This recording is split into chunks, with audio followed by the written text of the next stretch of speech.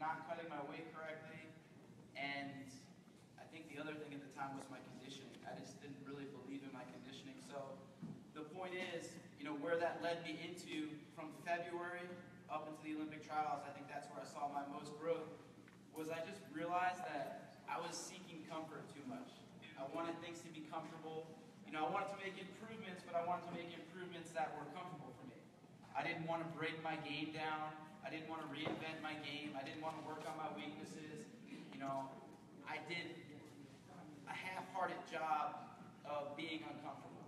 And I think the day, I remember the exact day, I literally decided that I wasn't going to make comfort the ultimate priority in my life. And, I was going to seek being uncomfortable, because I knew that, if I was uncomfortable, I was making gains. And, that's just what I did. And the biggest thing I think that we don't put enough stock in is doing the little things right. And I always tell this story because, it really impacted me and impacted my life, and it's really been, kind of what I think makes me, is doing the little things right. Coach Kale always tells the story, and I might screw it up. He tells it a lot better, but he says, this guy plants these 2 trees in the ground, and these 2 trees in the ground, and this one tree is getting hit with the sunlight completely. This tree is in the light 100%. The tree next to it is getting blocked by the light. There's some shade on it. It's not getting all the sunlight. And so this guy lives in this house for 10 years, and both these trees grow. And there's not really a big difference. He doesn't notice a significant difference between the tree that's in the light all the time and the tree that's getting blocked partially by the sunlight. And he moves out of the house. He comes back later on in his life, 20, 30 years later, and the one tree has grown significantly bigger. It's healthier. It's grown to its full potential, and this other tree is stunted. The leaves are falling off it. It's broken. So the point is, you do the little things right, and you don't really notice a difference right away. You do the little things right day in and day out, but over time, you'll see a significant difference. And then that's kind of how I apply that to my wrestling game, doing the little things right. All the little things. I try to find, every day I'll try to find something that I can improve on, something that I can do. Doing the little things right is, getting your sleep, not cutting corners on your diet, cutting your weight correctly, recovering correctly, your attitude in practice, what you're doing out of practice, where your focus is. So in February, I really had to, I consider it recondition the way I was thinking. I was thinking a certain way, and there was a certain story I was telling myself in my head, and I believed it. There was a certain expectation from, the world and the people around me that, this is how good I was, this is what I do, this is where I'm going to be, this is how far I can go. And I think I really believed that story for a long time. And, when I really decided that I was going to win the Olympic trials, when I really decided that I was going to, be the guy, I had to recondition the way I was thinking. So you apply that to wrestling as well. I think, one thing that I pride myself on is I do the little things right in practice.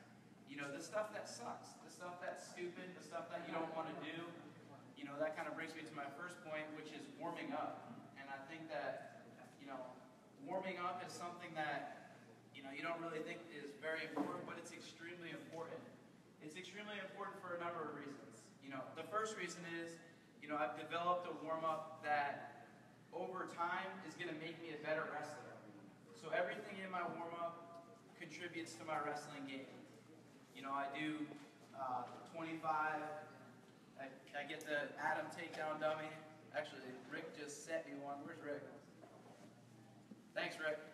He just set me a takedown dummy. I'll do 25 where I just practice on picking it up, getting my hips up, slamming it. Everything, really. Just kickaways with my partner. So basically, just developing this warm-up that over time is going to make me a better wrestler.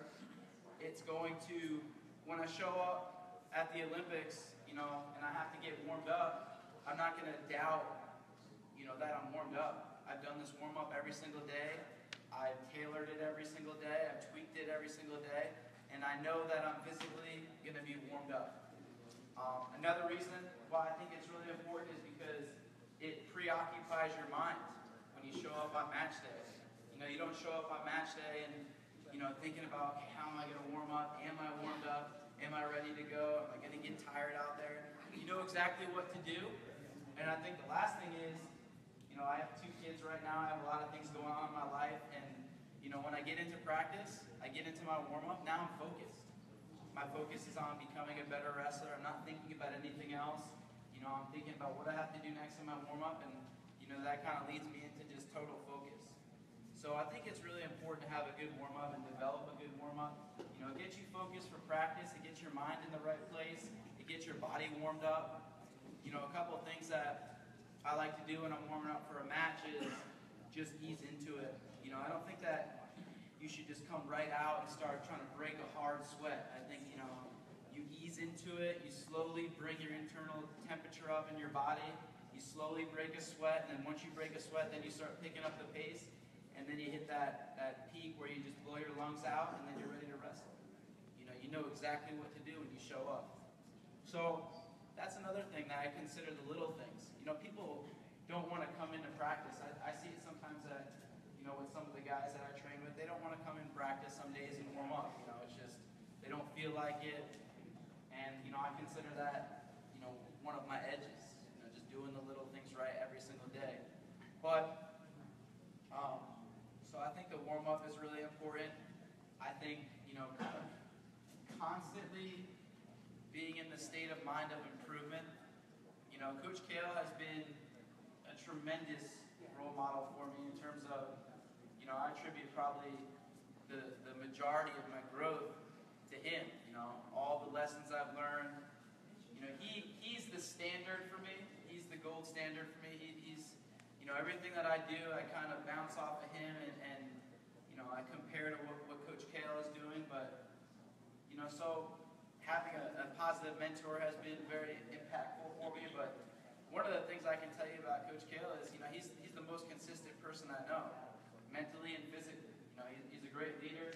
And one of the things that he always preaches to us is just being in that state of mind of constantly getting better. Constantly getting better.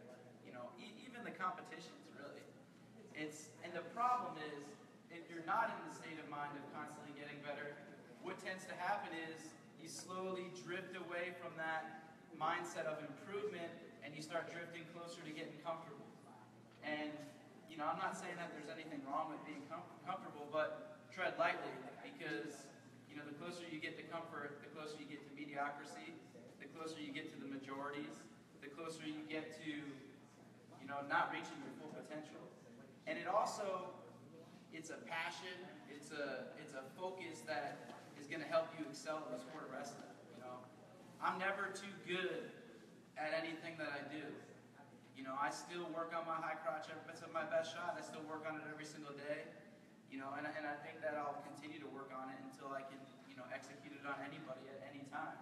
You know, that's my end goal. So I think, you know, wrestlers, we have to be in that mindset of constantly improving. You know, because if we're not constantly improving, we're drifting towards comfort. You know, and comfort is, we lose focus too. You know, I think when I'm too comfortable, I lose focus. You know, I lose that passion. I lose that motivation. I lose that hunger to improve. So I think that's important. And kind of like what I was saying before, that story I was believing, you know, I think you got to be clear on what you want. Be clear on what you want. What is it exactly that you want?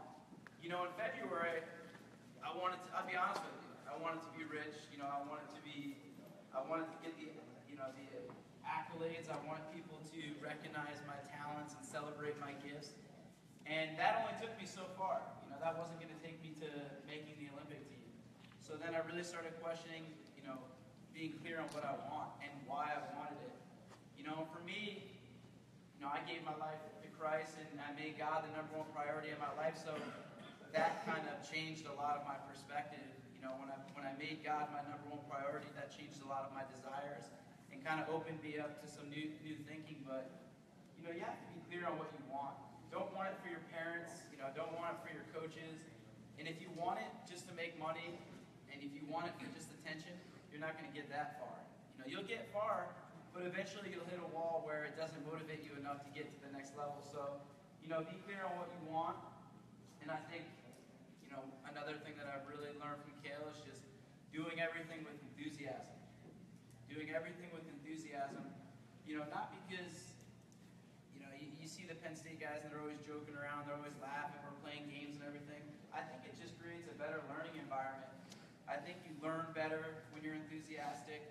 I think, you just kind of have better focus. And just that enthusiasm is going into practice every day and having a good attitude. My sophomore year, I was pretty burned out of wrestling. I really didn't have fun anymore. I'd always say, what are we going to do in practice today? Is this going to be a hard practice? And Kale just kind of reshaped that thinking, by the things that he was telling us, the message he was delivering to us, and also by his actions. He was leading by example. Yeah, I don't know how old he is, but he's in practice every day and he wrestles for an hour. Every single day he wrestles for hours and he just loves it, and that rubbed off on us, and I think that's really helped us. But be clear on what you want. Have gratitude and enthusiasm every single day. And you got to do the little things right. And not only knowing that doesn't just help you, it's really, for me right now, it's just seeking things that make me uncomfortable. Because I know that all growth takes some form of suffering in wrestling, in life, in anything. So I know that where I am uncomfortable and where I'm suffering, I know that I'm becoming a better wrestler. If that makes sense.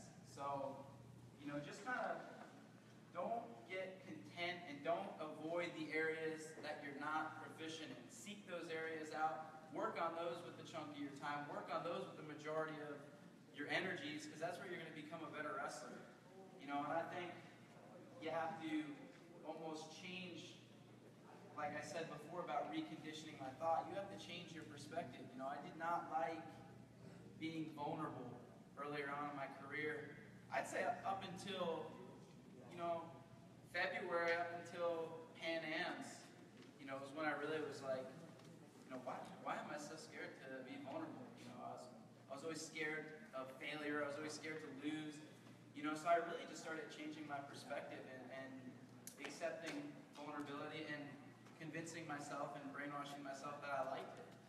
And over time, at first I didn't. I had to kind of fake it until it became a real thing. But, once I started loving vulnerability, I love the feeling of right before the match, and you feel scared that you're about to go out there. That's the feeling that I'm really chasing now, is that vulnerability. So you can the point is, you can convince yourself anything, good or bad. It's all perspective. Just like my perspective right now is just constantly seeking being uncomfortable and,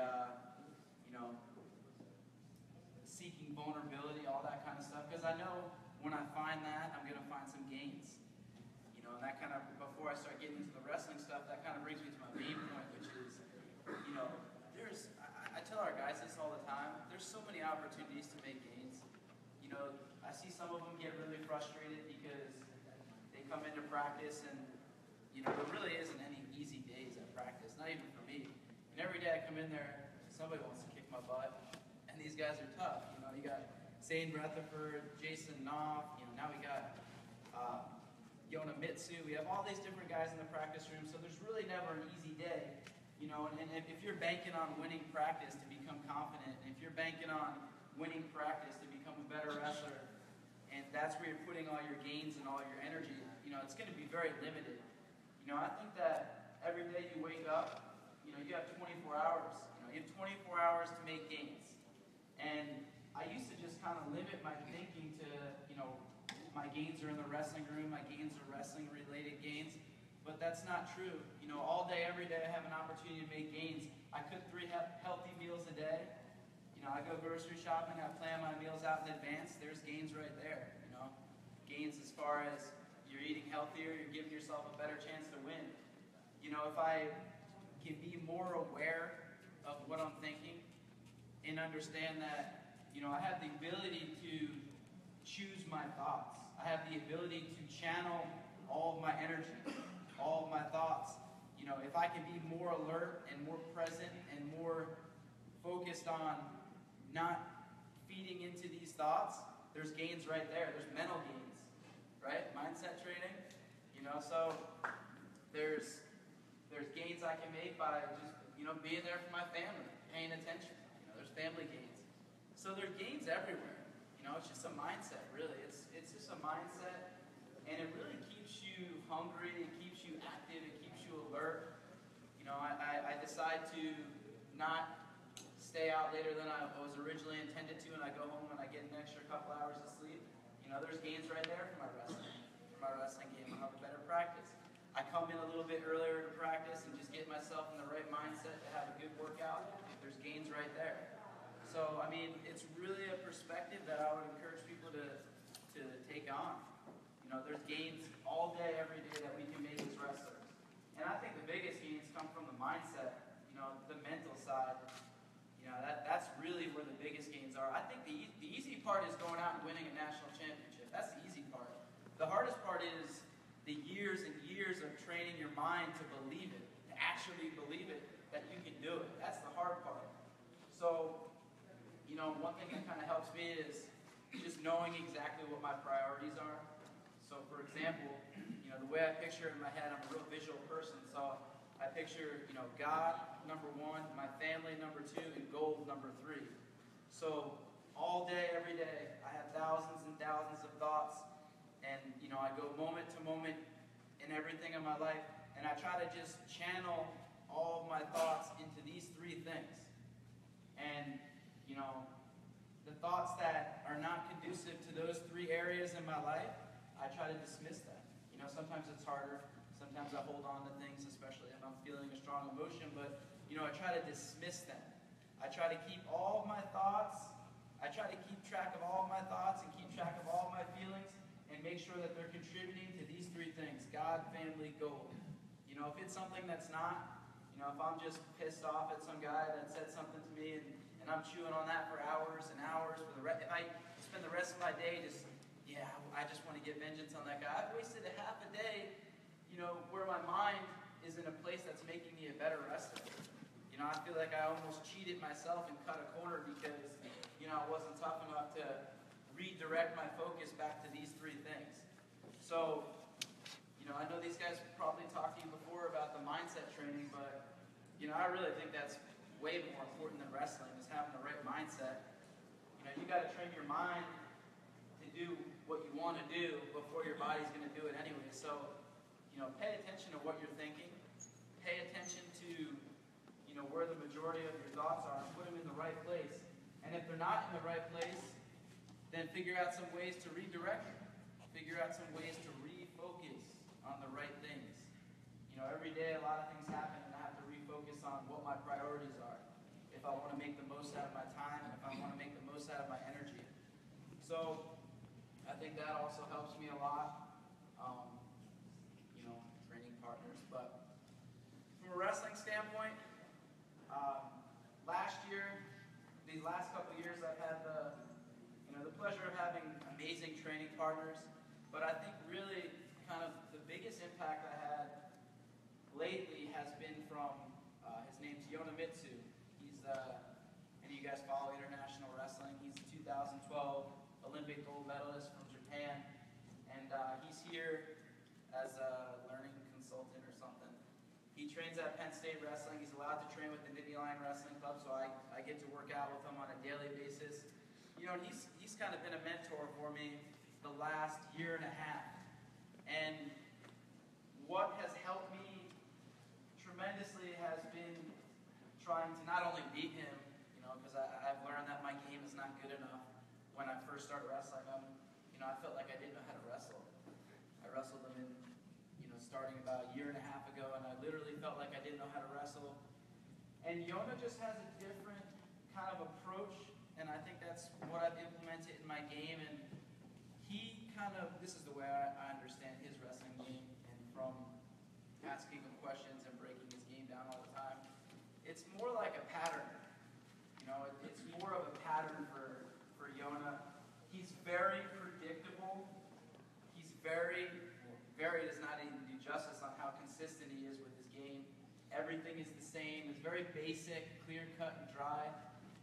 but it's consistent. And his wrestling game's a pattern. He knows he has one shot. Okay, he has one shot. He started wrestling when he was 15, and 15 years old, 2010, he took bronze. 2011, he took silver. 2012, he took gold. Retired from wrestling. So he obviously knows what he's doing, and he's very consistent. And the biggest thing with him is it's a pattern. So he knows exactly what his tie-ups are. He knows exactly what his shots are. So for him, it's he gets to his tie-up, he pushes, he either fakes, snaps, or shoots. If it's not his tie-up, he clears out, he gets back into his tie-up. And he continues to stick on that pattern, stick on that process.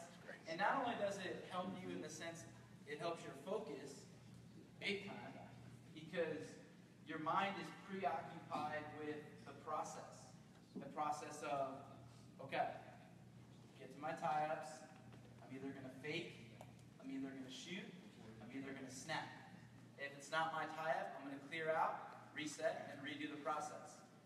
So, that's what he does, and it's effective. And, when you're out there wrestling, I think, especially freestyle, I've really learned how important it is to be focused. How important it is. You look at a wrestling match, and you look at, I'll give you an example. This is kind of like, a tactic that I've exploited and been able to score a lot of points on. Right after I get taken down, almost 9 times out of 10, I get a takedown right after it. Because the guy loses focus. The guy thinks about recovering, maybe his mind, even if it's for a couple seconds, maybe his mind drifts off to thinking about, just holding me off for a couple seconds. He stopped focusing on the process. He stopped focusing on his pattern. He lost focus, and, I'm going to exploit that and take him down, okay? Maybe we go out of bounds, and this guy's, thinking around, walking back to the center, and I can just feel that he's lost focus. I'm going to shoot right off the whistle and take him down. So the point is, it's so important to be focused. And that's why, for me, it's so important to have a pattern.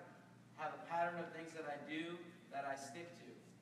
And so one of the things I think is probably the most important, I'll talk about motion from space. This is something that I've really spent a lot of time working on, is just better motion.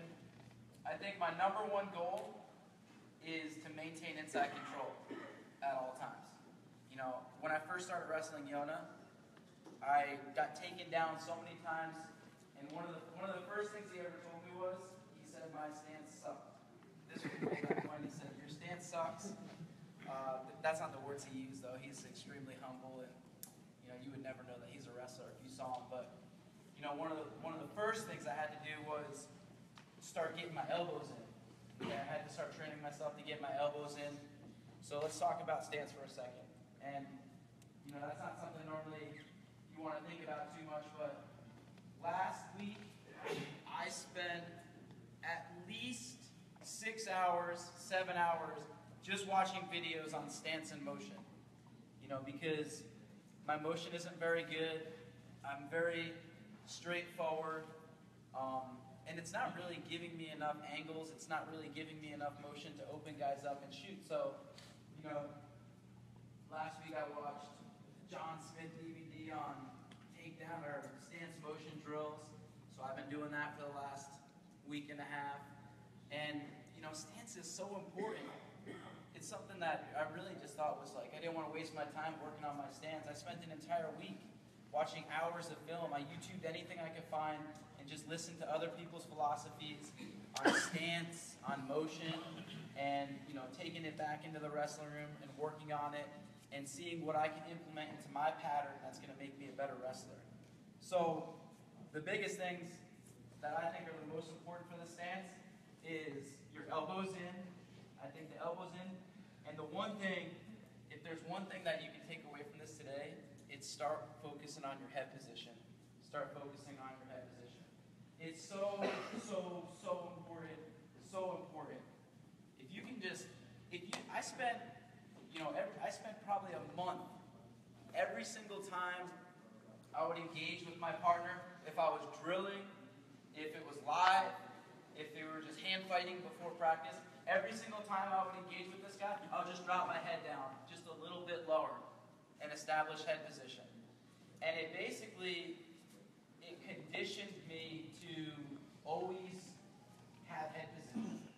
You know, because it's not something I really thought about in the past. In college, I never focused on head position. But I'll tell you what, if you can develop some good habits and some good head position, you're going to be a better wrestler. Guys are not going to get to your legs as easily. And it's really simple. All it is really just I always try to make sure that my head is lower than his. If my head is lower than his head, he can't get to my legs. Okay? So he goes to shoot on me, my head is lower, he can't get to my legs. Okay, I'm out for space, he goes to shoot on me, my head is lower than his, he can't get to my legs. So one of the drills I'll do, and I do this every single day, because I think it's probably the most important thing for me, is I'll just have my partner for 30 seconds, try to get to my legs, and I'll just sit here and down block with my head. But one thing also that's important is for the defensive side of it, so get your stance. If I'm wrestling this guy, I'm going to look right away at his lead leg, okay, and I'm going to recognize that he's a left leg lead, good choice. And then I'm going to recognize that, okay, so now I got to keep my down block hand, my right hand down. I got to keep my down block hand ready. I got to circle to his back leg, so now I'm going to circle left, and I have good head position. So those are the first things I identify when I walk out onto a wrestling mat, and we get in our stance. The first thing that goes through my mind is we get in our stance, because this is the most basic, but I think the most important thing. Right here it is, okay, left leg lead, right hand down, circle his trail leg, good head position. Those three things.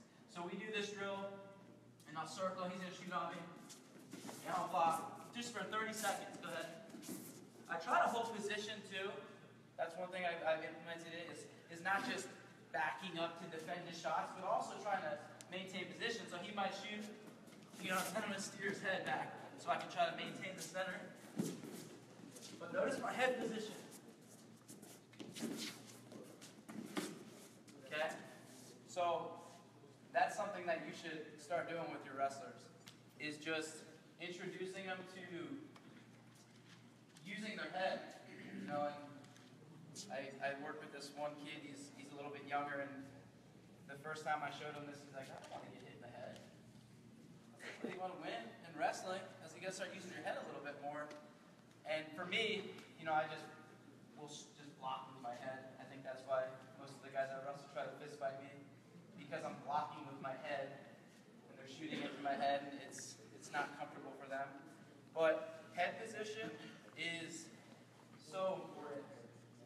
Do that drill. You can do it with no hands too when you're starting out. If the guys are scared, you know, you start out head to head here, and he just shoots, and this will just train you to kind of use your head, and always make sure that your head is lower than his head.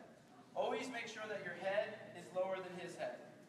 You know, and like I said before, a good way to create that habit is just every time you wrestle, every time I get my hands on this guy, boom, just a tiny bit. I just drop my head down a little bit lower, because it reminds my brain that I want to have that head position. I want to keep my head lower than his head. So the head position is extremely important. As far as the tie-ups, one of the things that I'm starting to get away from now is just hanging on collar ties. For a couple reasons, really. You know, I think in college I had really one setup, you know, so it all came out of, you know, beating the guy up with my collar tie. But internationally, I think, you know, I like the collar tie, but the problem is when I have a collar tie, it opens up this whole side of my body. Okay, when I wrestle Yonemitsu, if my elbow is this high in a collar tie, he's already in on my legs. I can't stop him. So my main goal, Yona's main goal, is to maintain inside control. It's just to maintain inside control. You know, if I was going to teach my son how to wrestle, you know, I would teach him head and hands defense. I would teach him a good stance in motion, and then when we move into the tie-ups, it's to maintain inside control. Number one thing, this guy is, I'm telling you right now, this guy is the most consistent and most dominant wrestler that I've ever wrestled with. He doesn't make mistakes, he doesn't do anything different, he has one shot, but it all comes off of maintaining inside control. So I think to simplify it, you got from space, you got your down blocks, okay? To make this very simple, from space I always got matches lead leg with my down block hand, circle is trail leg, keep head position from space. From the tie-ups, you know, you can go through thousands and thousands of tie-ups, but the main goal for the tie-ups is this. It's to maintain inside control, it's to control his arms, to control my opponent, control his arms, and it's to create a reaction, to get my hands set, to either create a reaction to shoot, or to get my hands set into position to attack, whatever that is for your guys. So, maintain inside control, control his arms, create a reaction, and get your hands set to shoot. Those are my goals in the tie-ups. What else here? So, now, from my high crotch, I'll talk about my high crotch a little bit. So, I kind of put this all together. So, the reaction I need from my opponent is this arm. I need him to reach this arm. Now, 99.9% of the people I wrestle know that I'm going to try to shoot a left-handed high crotch. You know, that's also why I've spent the last 6 weeks shooting sweep singles every single day. You know, 50 reps a day, just working on setups. You know, actually last night I wanted to come here because I was hoping I could watch Zeke Jones and watch him teach some sweep singles. So, for my high crotch though, the reaction I need is I need him to reach this arm. Now, he knows I'm going to shoot a high crotch. If he reaches to my head and grabs my head, he's dead. I'll take him down 10 out of 10 times. So, you know, I've learned to shoot it from just him posting on my shoulder. But the main thing is I need to create a reaction. I need to get inside tie. I need to control his arms. And I need to get a reaction. And that reaction is him to reach this arm. So, I'll show you my number one setup is if he grabs my head. Okay? And I'm just going to start here for all intents and purposes. Now, there's different ways I get here. For example, you know, it would look like this. If I was wrestling him, I'd get to my collar tie, I'd pull, I'd circle back inside, and I'm just kind of staying heavy on the head here, waiting for him to reach, and then boom. Then I'm going to shoot. So it's, I get to my collar tie, pull. Notice my lead leg. I always keep my lead leg back. Here, pull, he reaches, take out. So that's the reaction I need. And I can get there multiple ways. I'm going to show you a few of the ways I get there. So now he reaches to my head. Now I can do it from him already being in his collar tie, or I can do it a lot better from space. Really, if he reaches, boom, I'm going to catch myself right away and shoot. But just to slow it down for now, he has this inside tie. Now, I've learned that from watching myself wrestle a lot and watching a lot of film, I've learned that the best high crotches I hit, and the majority of my high crotches, are better from a square stance, okay? They're more disguised, they're less telegraphed, my level change is better, my explosiveness is better, opposed to circling here, waiting for this guy to reach, and going to shoot my high crotch. It's just too obvious. So, you know, the main thing is also practicing my penetration step. So that was another thing too. I had to practice my drop step from here, opposed to when I would just take that deep step. I had to practice here. I had to literally train myself to get better at dropping from more of a square stance, because I was more comfortable circling my trail leg back and shooting. So then I just practiced every day from a square stance, shooting it from there, shooting it from there. So I think it's a little bit better for me to shoot it from a square stance, because it also gives me the opportunity to shoot a sweep single now, and it also disguises my high crotch better. So the main thing is the setup, I think, is what really makes it effective. And the setups, I learned this from Jeff Jordan at a summer camp when I was a kid, that really just kind of stuck with me. He called it a reverse collar tie, and all it is, it's the same thing as a collar tie, except you bring your head on the same side, okay? So, if he has a collar tie here, post the shoulder, this hand comes in, I circle, dig inside to here, okay? Now this is a great tie-up for a number of reasons, and I'm doing it slow right now, so he will be on my head when I shoot it. So one thing with it is not being too extended with this arm. This arm is slightly bent. I tuck my head inside of my arm here. Okay? I tuck my head inside. Let's go square stance for now. I tuck my head inside here like this. I'm not extended. Your head is on the same side as your collar tie. Now the biggest thing with my high crotch is the setup. It's not, you know, I don't get to this tie up, and I always show some guys this, and they let go and they take their shot, and that's not what I want them to do. You know, that also works from different stuff, but this is where I make a living right here, because what I'm going to do here is two things. I'm going to pull as hard as I can on this collar tie. As I pull, simultaneously, I can use my elbow, since it's slightly bent here, to post and guide, right? So now I beat his head position. Now I beat his arms. You beat his head and hands, you're going to get to his legs. Okay, so here, I got my reverse collar tie. I dig inside, or, you know, he reaches, I catch inside. One or the other, okay? So, pulling, I think about twisting my shoulder to that leg. I really, really focus on that shoulder rotation with this. Really focus on the shoulder rotation. Okay, you'll notice when I hit this shot, my toes pointed to the outside, I'm pushing off the sides of my feet. If I'm gonna penetrate wherever my toes pointed, okay? And I want to avoid the crackdown at all costs. I don't want to be there. I don't want people diving into my ankles. I just don't want to be in the crackdown position. I'm not that good there. If I was really good, I'd have no problem I'd have no problem shooting into that. So, point is, you're going to penetrate wherever your toe is pointed. I point my toes slightly to the outside because that enables me to penetrate a little bit outside. You see how I'm a little bit outside?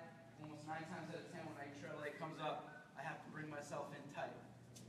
But notice if I'm here, kind of hitting a normal high crotch, my toes pointed here, I'm going to penetrate more inside, and I'm more vulnerable now for him to sit in the corner and put me into this crackdown position. So it's just really a small thing, but you know, I kind of over time have trained my body and my feet to point that toe outside because it helps you penetrate outside more, avoid the crackdown. So the biggest part is the setup, is this pull. So I'm pulling, and when I take my drop step, okay? For the drop step, make sure that your lead toe is pointed slightly outside. Here. And the drop step's good too because, you know, opposed to if I'm just circling, I used to just circle and then drop. I don't think I changed levels good enough too. So I was shooting more down into the guy opposed to up into the guy where I'm going to take him off his feet. So here, I take my drop step, toes pointed to the outside, pushing off the side of my foot here. Pull. As I pull, my shoulder rotates. I think now, you know, when I drill a shot in practice, obviously not in a match, I'm not thinking about this stuff, but I like to think about what the feel of the shot is. You know, the feel for this shot is this pull and shoulder rotation. Shoulder rotation. You do it right, you know, they start falling over your back because you're pulling him into you and you're firing your shot. There's a lot of power in this shot. You know, when you get set up to shoot this shot, it feels kind of uncomfortable. You know, I'm a little bit twisted here. I'm a little bit twisted, but this is where I'm getting all my torque. See, if I was shooting straight into his hips from here, I don't feel any tension in my body. I can penetrate pretty easily. But when I take my drop step and I point my toe outside, it feels uncomfortable. You'll feel the tension. You'll feel a little bit twisted here, but that's where I'm getting my power. So one thing you might want to do is focus on the feel of the shot. For example, getting a little off track here, but I think it's important. I'm practicing a sweep single, you know, and I watched a couple videos, Kerry Colot, and one of the things that I really like that he said is, you know, kind of one of the things that he focuses on in his head when he shoots a sweep single is stepping to the outside and he thinks that in his head about punching the guy's knee out and breaking it. So he thinks about punching the guy's knee out, and that forces him to sweep. So he said two things he thinks about: stepping to the outside and punching the guy's knee out. That helps my sweep. So same thing with my high crotch. When I'm drilling it and drilling it and drilling it, I think about here, pulling. Not letting go of this. This is one of the most important parts of it, is pulling and twisting my shoulder. There. There. So, now we're here. One of the other things I'll focus on in practice right now is my hand position. So right when I get to the guy's leg, I want to get this hand up high. Right away. Habit. Habit. You want to create good habits. And for me, I had a lot of bad habits because I was stubborn and I thought I knew everything, and it only took me so far, and I wanted to get better. So I had to eventually, be willing to change. So I started looking for ways to get better. But you have to think about what you're doing. So now I think about in my head is always having good hand position on this leg.